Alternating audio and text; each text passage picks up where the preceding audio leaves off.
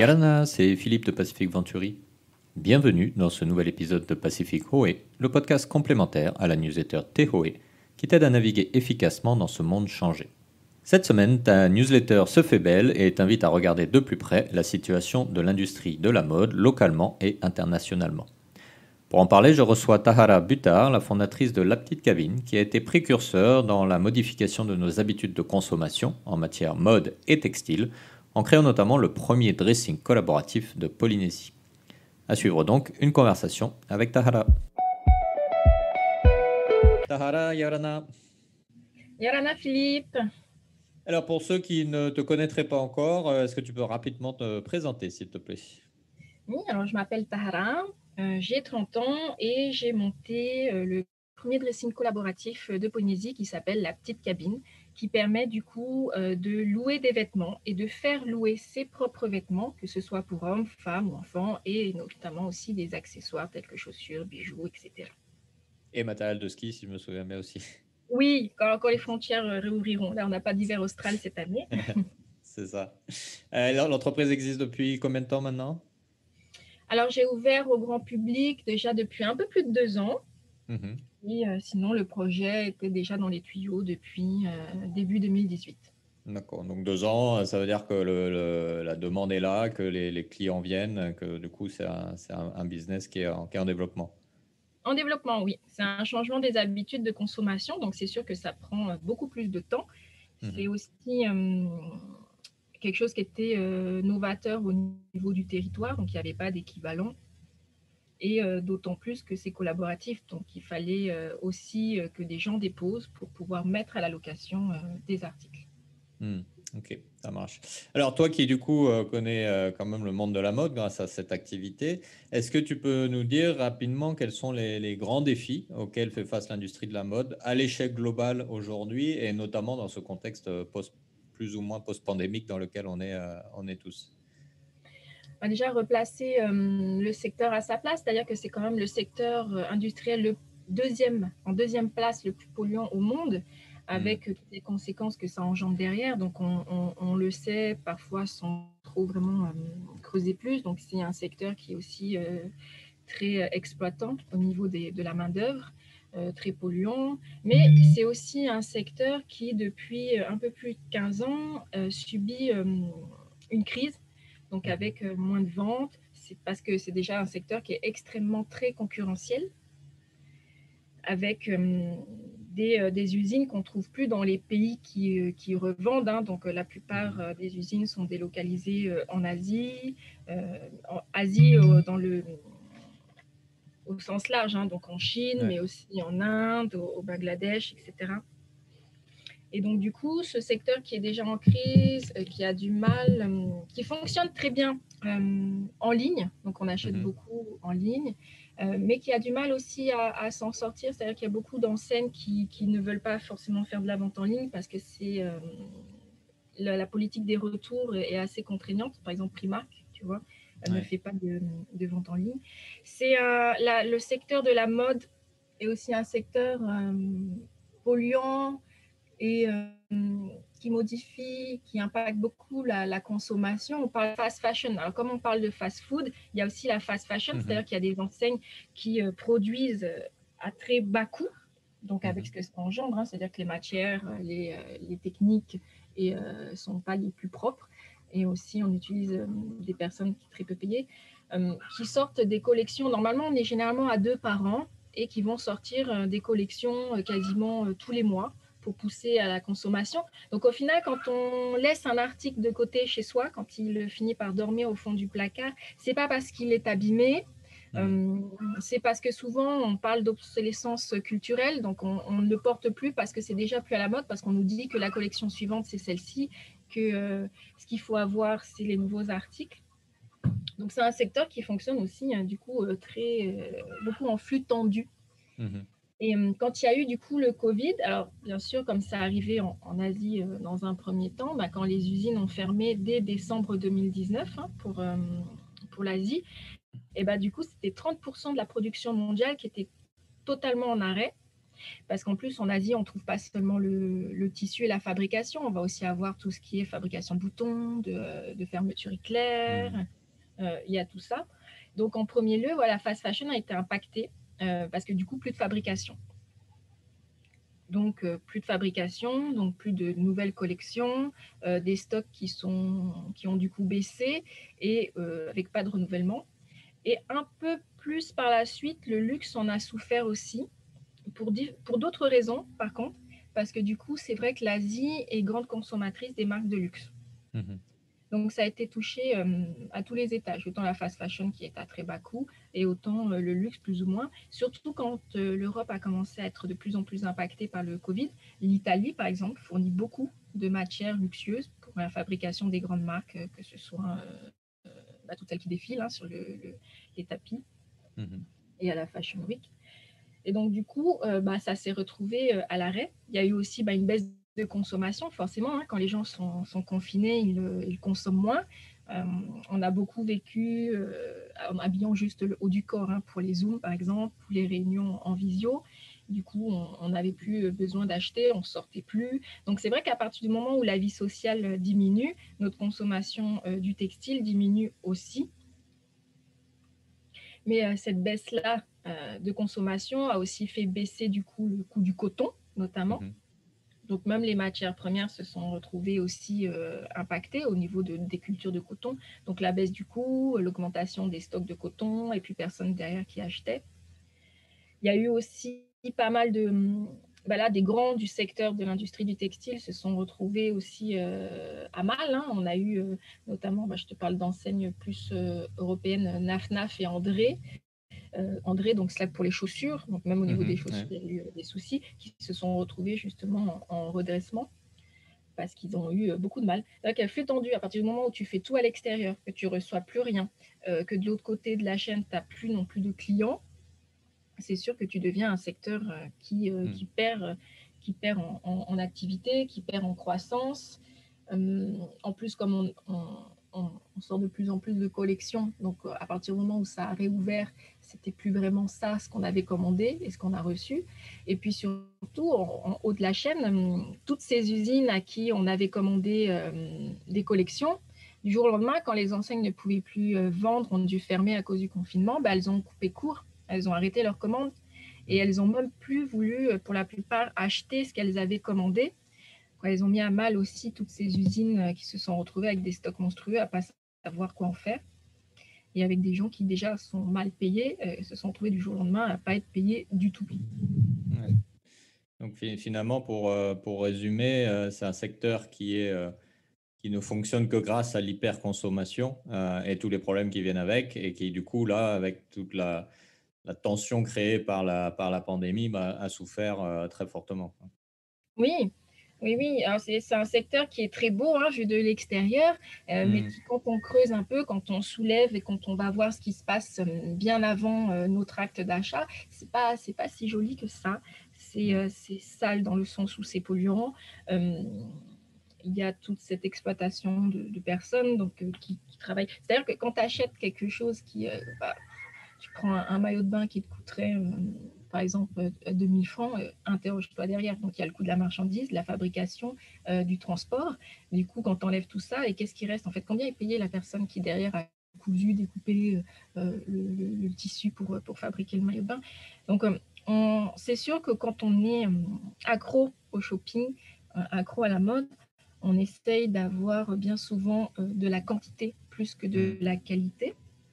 Parce que du coup, on est poussé de toute façon à avoir plus. On te propose 1001 couleurs pour plusieurs modèles, avec des imprimés ou sans, du court, du long.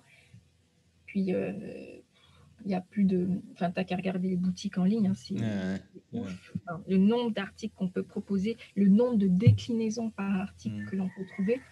Et puis après, tout ça avec les réseaux sociaux, on s'appuie beaucoup sur du coup, les influenceurs, les mannequins, qui du coup ont des tenues tout le temps différentes. Donc ça donne envie. Mais ça a un coût. Et c'est un coût. C'est un coût pour soi, pour la planète, pour tout.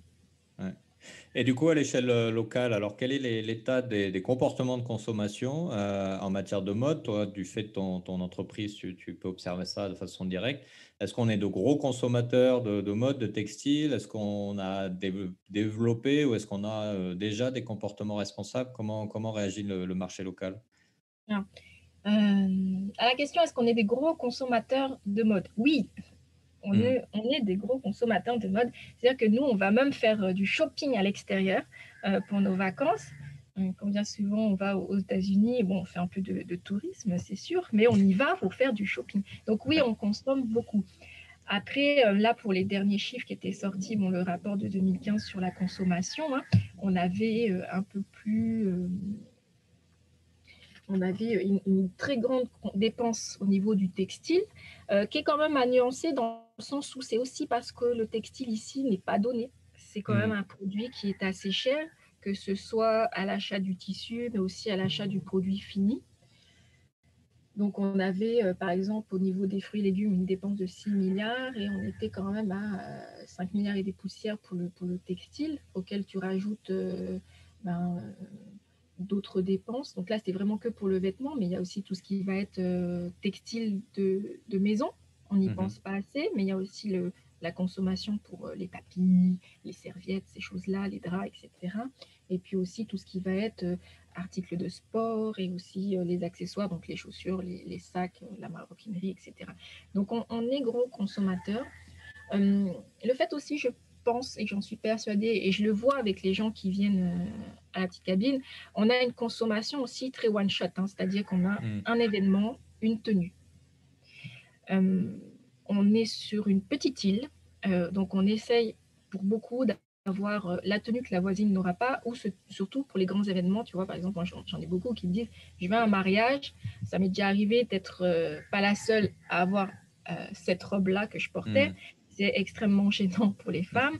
Euh, et du coup, c'est ce qui nous pousse à bien souvent faire des tenues sur mesure pour être sûr de ne pas avoir la même.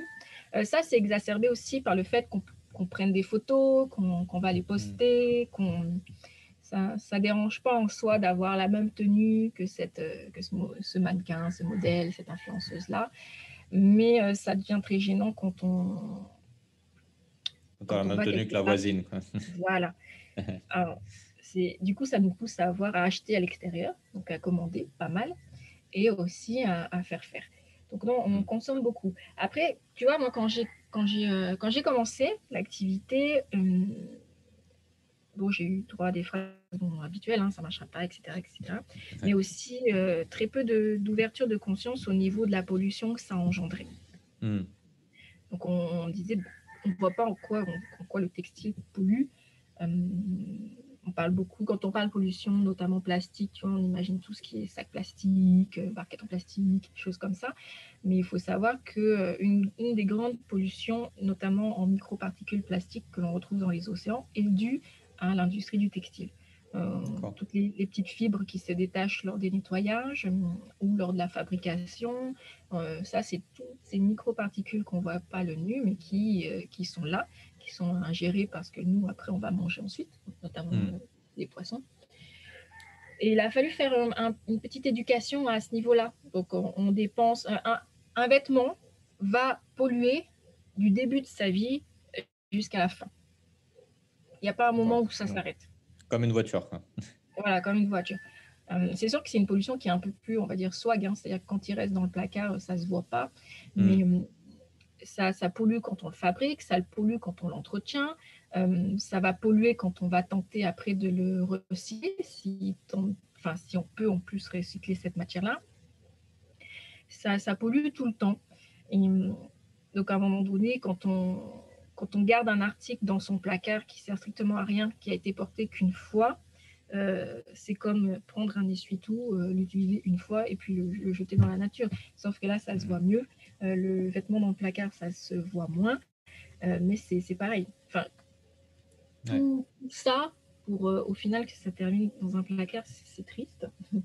c'est sûr. Mais on voit de plus en plus d'actions. Donc, il y a les ateliers de réparation, donc là, qui se réunissent une fois par mois, donc qui font pour réparation, bien sûr, d'électroménagers, mais de plus en plus qui proposent aussi des possibilités pour apprendre à rapiécer ses affaires. Moi, on me dépose des fois des vêtements qui ne sont plus portés parce qu'il manque un bouton. Ah oui, carrément. Ouais, ben, les gens, moi, elles me disent, je suis pas couturière, je sais pas comment faire, ou j'ai pas le temps de me pencher dessus, il faut aller acheter le bouton, enfin voilà. Donc elles me le déposent, moi je remets le bouton et ça repart. Ça y est, hop, il retourne dans le circuit qui pour le coup n'est pas linéaire mais en boucle. Mais parfois c'est juste ça, une petite couture à refaire par-ci, une petite couture à faire par-là, une tâche qu'on ne sait pas enlever mais qui est là, puis on sort le vêtement, tiens j'aimerais le mettre, ah mince c'est vrai il y a la tâche, puis tu le rebalances dans ton placard, un mois plus tard tu ressors et puis tu avais oublié qu'il y avait la tâche.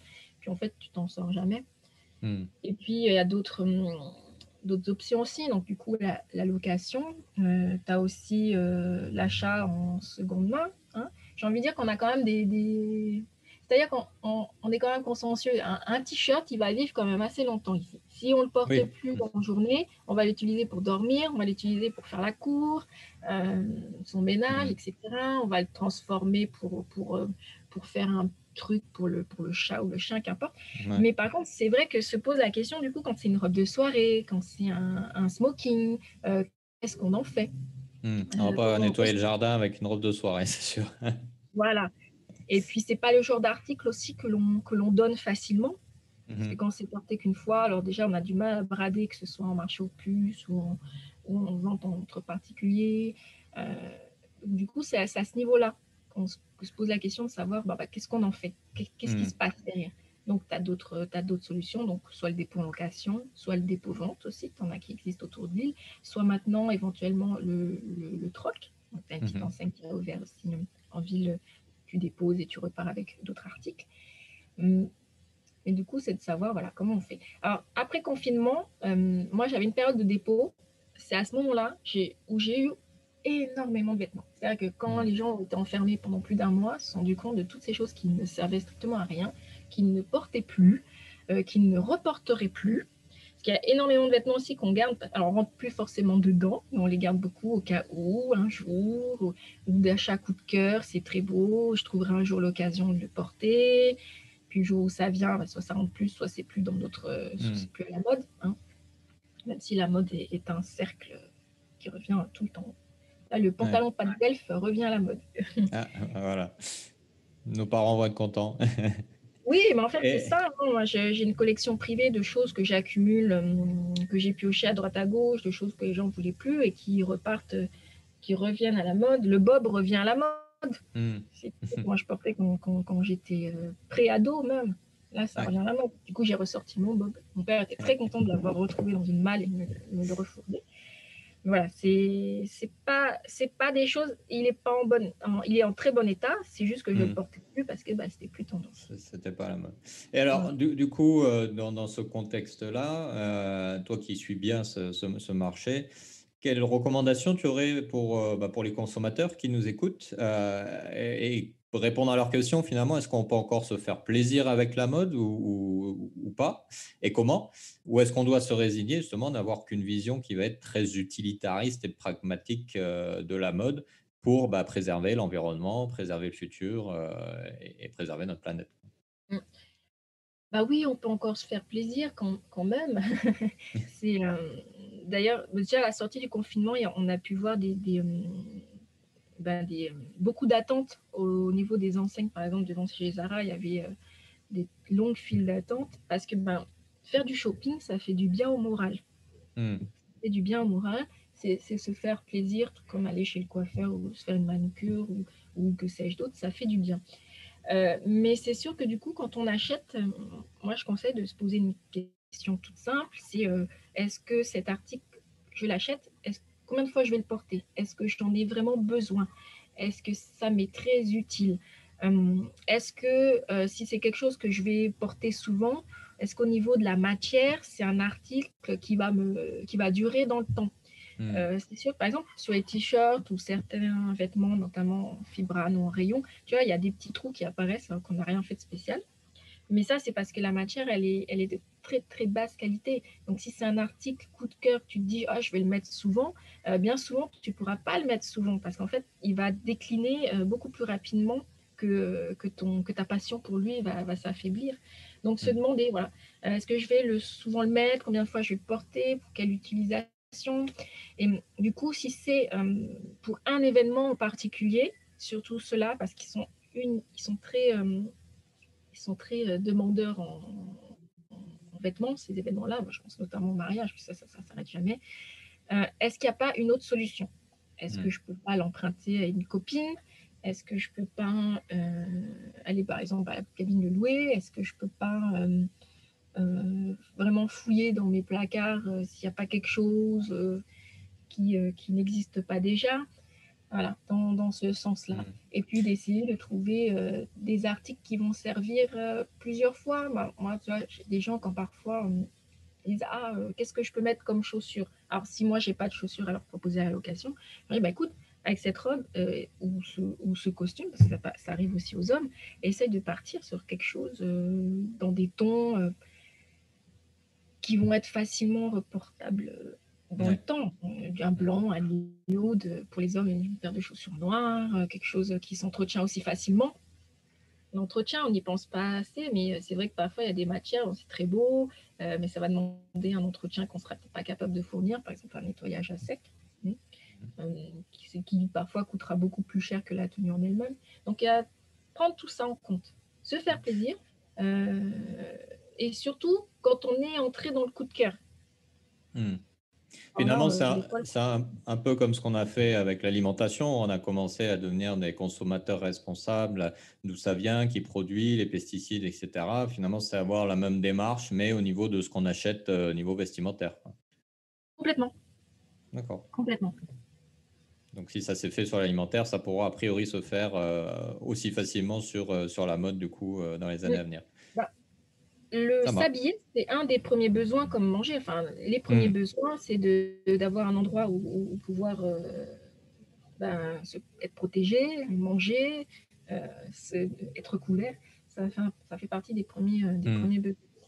Donc voilà, c'est totalement les mêmes questions. D'où ça vient? Qu'est-ce que je vais en faire? Alors en plus, la nourriture, tu vois, tu consommes, c'est en one shot. Là, le textile, tu l'achètes. Si tu sais pertinemment que ça va te servir qu'une seule fois, la question suivante, c'est quelle autre possibilité j'ai? Maintenant, au niveau local, on a d'autres possibilités. Ok, ça marche. Bah, écoute, merci en tout cas pour tous tes conseils et ton analyse précise de ce secteur qui effectivement est important dans nos vies, mais sur lequel on ne prête pas forcément toujours très attention. Oui. Merci Tahara, bonne journée. Merci à toi, bonne journée. Comme pour d'autres thèmes que nous avons couverts dans la newsletter Tehoe et dans ce podcast, on peut vite s'apercevoir que le changement implique tout le monde, y compris nous, consommateurs. Le shopping peut encore rester un vrai plaisir, comme il est déjà pour beaucoup, tout en étant responsable et en prenant en compte les problématiques de ce secteur. Car, comme nous l'évoquons dans la newsletter de cette semaine, si la pollution est un problème clé de la mode et de l'industrie textile, il vient avec des problématiques sociales et sociétales également, qui doivent nous interpeller et ne peuvent nous laisser indifférents. N'hésite pas à partager cet épisode avec ton entourage et à le noter ou le commenter sur ta plateforme de podcast préférée. Tu peux retrouver la newsletter d'aujourd'hui sur nos réseaux sociaux ou sur notre site internet, où tu peux également t'y inscrire gratuitement pour recevoir dans ta boîte tous les prochains numéros. Tu peux découvrir également tous nos podcasts et nos services sur notre site internet www.pacificventuri.com. Et si le projet de la petite cabine t'intéresse, tu peux retrouver l'épisode de la saison 1 des Pacific Buzz dans lequel nous avons été reçus par Tahara et dans lequel elle nous parle plus en détail de son projet, de son parcours et de sa passion pour une mode responsable. Les Pacific Buzz sont disponibles sur toutes les plateformes de podcast. Et j'en profite d'ailleurs pour t'informer que ce podcast, les Pacific Buzz, qui met en avant les entrepreneurs du Fénois, vient de finir sa saison 2. En attendant la saison 3, nous te préparons une saison spéciale vacances pendant laquelle nous irons à la rencontre d'entrepreneurs uniques qui ont amusé notre enfance et qui font plaisir à nos papilles d'une façon très polynésienne. Ne manque donc pas, dès la semaine prochaine, la saison spéciale des Pacific Buzz, accessible sur toutes tes plateformes de podcast préférées. À la semaine prochaine donc pour un nouvel épisode, un nouveau thème. Nana!